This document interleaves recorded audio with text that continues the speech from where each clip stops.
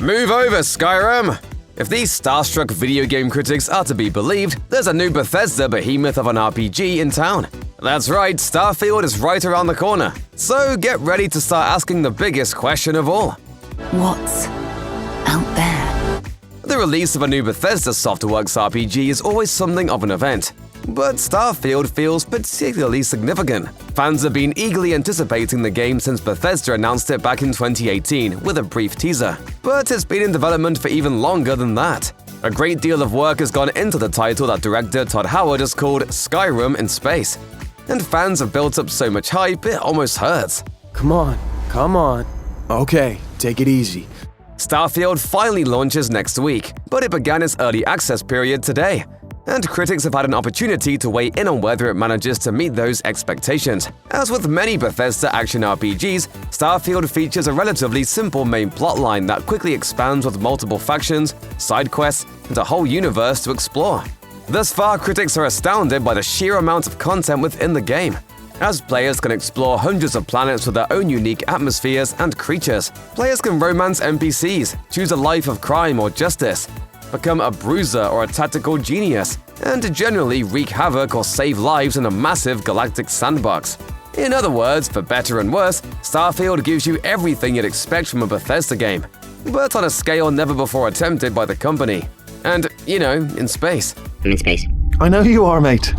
Yeah, we're both in space.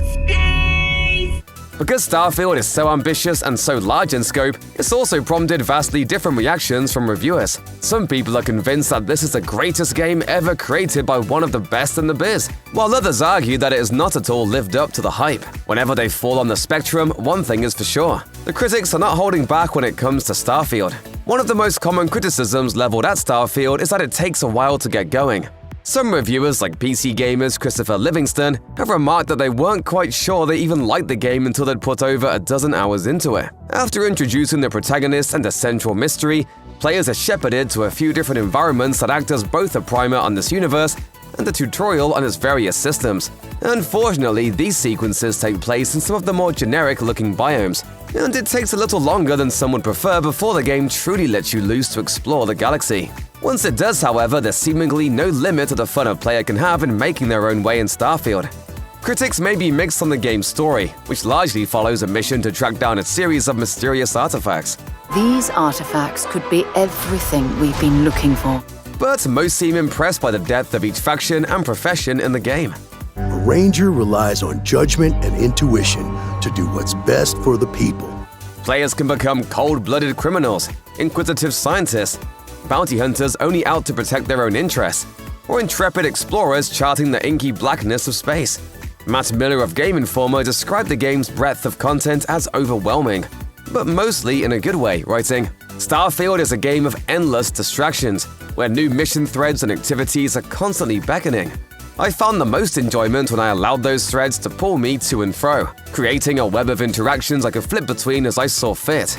Reviewers have noted that Bethesda seems to have learned from past mistakes with buggy launches, and has put a great deal of care into ensuring Starfield takes off without a hitch. The Verge's Andrew Webster goes so far as to call the game, quote, "the most polished and solid release yet from Bethesda on a technical level. Fear not, players who are still haunted by the broken quests and crashes of Fallout 76 should not find anything of that ilk here." Critics have also paid a great deal of attention to the combat mechanics in the game, with some arguing that it's the most satisfying action in any Bethesda title. Forbes' Paul Tassi raved about the game's solid gunplay, noting that players will have a blast, pun certainly intended, leveling up their jetpacks and laying waste to foes on the ground.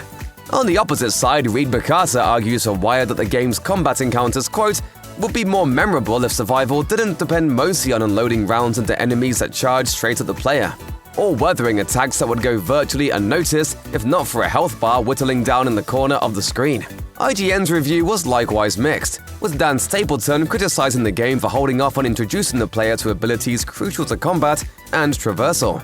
Perhaps most intriguing of all, a number of reviewers have hinted that the game's plot heads in unexpected directions. Without diving into spoilers, critics have noted that players may find themselves divided on the later acts of the story, which gets darker and more mythical than Bethesda has let on.